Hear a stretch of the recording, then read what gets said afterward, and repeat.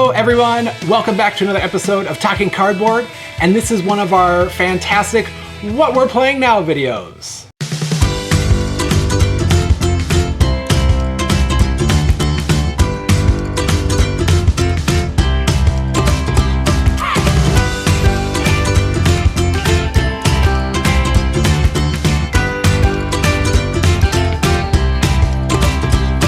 As per usual, if you like what you see here, heck, even if you don't, hit the like button, subscribe, leave a positive comment. We like to respond. We at least like to read. We get a chuckle out of some of these ones. Keep it light. We love building the community.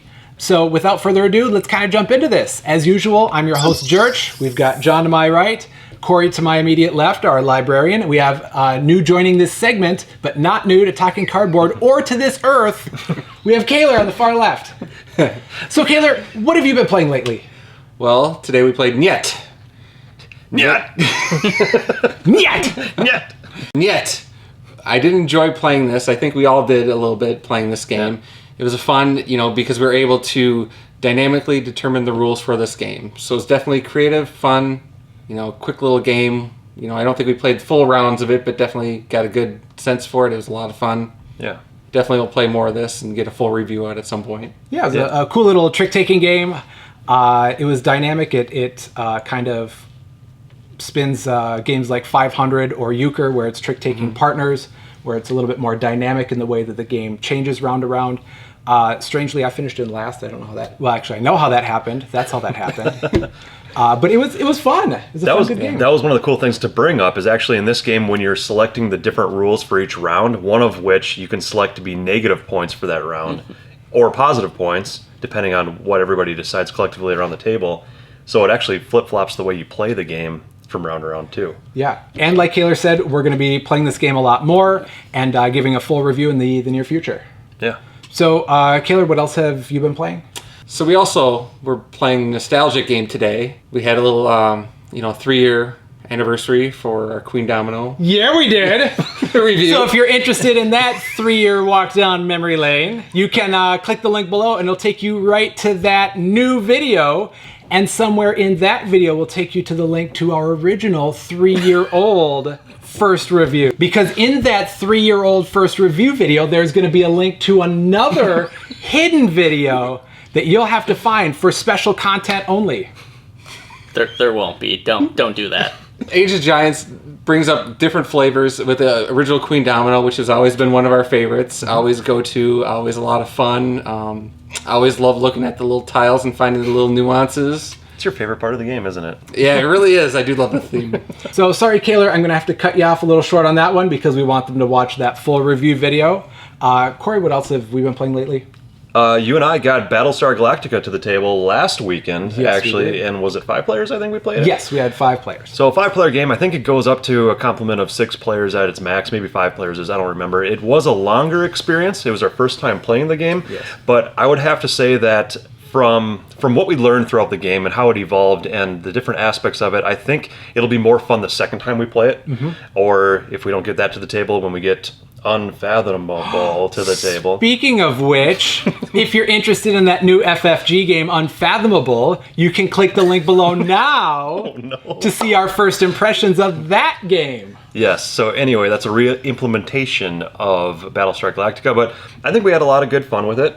It was cool starting off the game where you don't know who the Cylons are. Everybody around the table might not be a Cylon, for all you know, and either trying to pass or fail different missions around the table as you go, depending on what information you think is out there. It could have played a little bit differently, a little bit better had we have known what we were doing the first game, I think. Yeah. But overall, it was a pretty fun experience. Well, and I think that's a theme in the community for everybody who's played the Battlestar Galactica game, is we ran into the same kind of issues, the same experience. It was good. It was very long, and it was tough for the Cylons. Yeah. And is a theme for every hidden role or hidden identity game we play. Corey, you were very bad at hiding your identity. So. Yes, but no, I can definitely see how the new game that I cannot pronounce, Unfathomable, how that is going to evolve, hopefully, and become more streamlined of an experience. Pun intended, because it takes place on an ocean liner. There you go, yes. So, very excited for that. Obviously, as am I, because we did a first look on that, and I impulse purchased that game real quickly. So that'll be coming out. Unfathomable, anyways, comes out in September. So be looking forward to our review videos, playthroughs on that game, especially. It'll be a good one to play through. So yeah, pay attention to the channel. We'll definitely get some live playthroughs of that game going. Yes, we will. Let's see. What have I been playing lately? I bought another version of Betrayal Legacy, which should surprise nobody here. And I started playing it with my siblings. So we've got 5 people that are playing through that game. We've gone through the prologue and the first chapter. It's fun playing through a Legacy game with a completely different crew because they don't know any of the spoilers, and I do, and it's still refreshing and exciting for me. Not to give away the spoiler in the prologue, but even though I knew it was coming, I still really enjoyed experiencing that with a completely different crowd. Obviously, I'm doing a lot of role playing in that, and my other siblings are a little bit not so much. For the chapter 1, I was the traitor, and I ended up winning again. So I am 2 for 2 so far. I won both the first 2 chapters here, and already they don't like me playing this game. So what's new from our group? What's your family name in that game this time? I was going to continue the feud legacy. Yeah. I was, but then my brother suggested I be the Packer family. And I was going to think like Green Bay Packers and just do the worst. But my first was actually a callback to The Office, so I was Todd Packer. And I was role-playing that. And if you want to see me role-playing as Todd Packer, click the link below. Is that enough clicking for you? That's awesome. Well, now you're going to Keep record going. that. So my brother suggested I be the Packer family. So the first one I thought was Todd Packer. And I've been role-playing as Todd Packer going through the 1600s. And his crude sense of humor was much more apropos in the 1600s. His sexism was par for the course. But as we progress through, the last few hundred years of human evolution, he's going to seem like a horrible human being. Hopefully he continues to live for hundreds of years, so he will be even more crotchety and outspoken, and nobody's going to like him. So that's a lot of what I've been playing with my family. Another game we got to the table. I was just going to ask real quick, is your family enjoying it so far? Or? So far, yes, they absolutely are. They're probably not liking that I'm winning. Sure. But they like the horror aspect of it. My family isn't really a theater-style family. They're not quite as outgoing or goofy as I am. But they like that I'm doing that, and it kind of brings them out of their shells, too. So Yeah. We've got a good group going, and hopefully they learn to play a little bit better so I don't just, have my sticker on the deed to the house 11 different times. There you go. Yeah, because then I would just frame that and it'd be my greatest accomplishment. So, another game that we've been playing that I've really taken a liking to is Cursed Court. Yep. And we are going to do a few more playthroughs before we release our review video on it. But it's a cool kind of area control, a little kind of like roulette, like gambling Vegas-style roulette board. Where you're making bets on possible card combinations that come out, and it's really simple. It's really straightforward. I'm actually checking it out from your library so I can share it with my family and test that game out with them. I didn't know you were going to do that. So, okay, that's nice. Now I know. Now he has to. But yeah, that was definitely a fun find. I had heard some really low grumblings about it, online and in other, forums and things like that.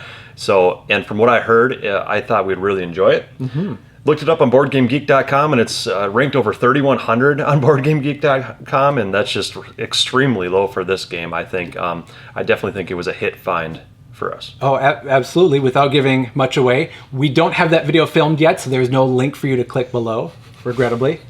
But like you said, there's some kind of low-pitched grumblings that were going on there, but with my interest, there's definitely going to be a high-pitched shrill grumblings going on with the excitement for it.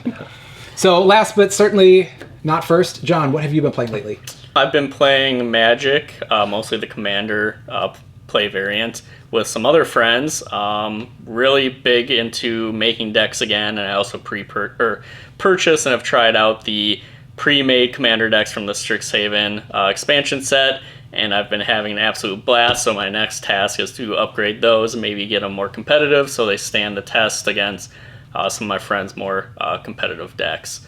So really having a fun time with that, really back into Magic. The other game we've been playing, and actually tried for the first time today, was Star Wars Epic Duels. And oh my gosh, I love this game. Probably because I got to be Boba Fett and I wiped the floor. And it felt great. Basically, it's just everyone chooses a hero or villain character. They might come with some minor characters that you put on the board. And in a 5-player game like we had, you're just doing a free-for-all trying to kill each other. And each character has a set of cards that you're just drawing from, and it lets you do attacks or defense or special abilities, heal your character, and you just go until one person's standing. And that happened to be me. So Oh yeah, we'll try to beat us next time without your jetpack. that's true. Yeah, That or jetpack thermal is pretty- detonator yeah. on the Or first thermal detonator. turn. It's not my fault that I'm really good at being first player, but pressing the little yeah. screen thing.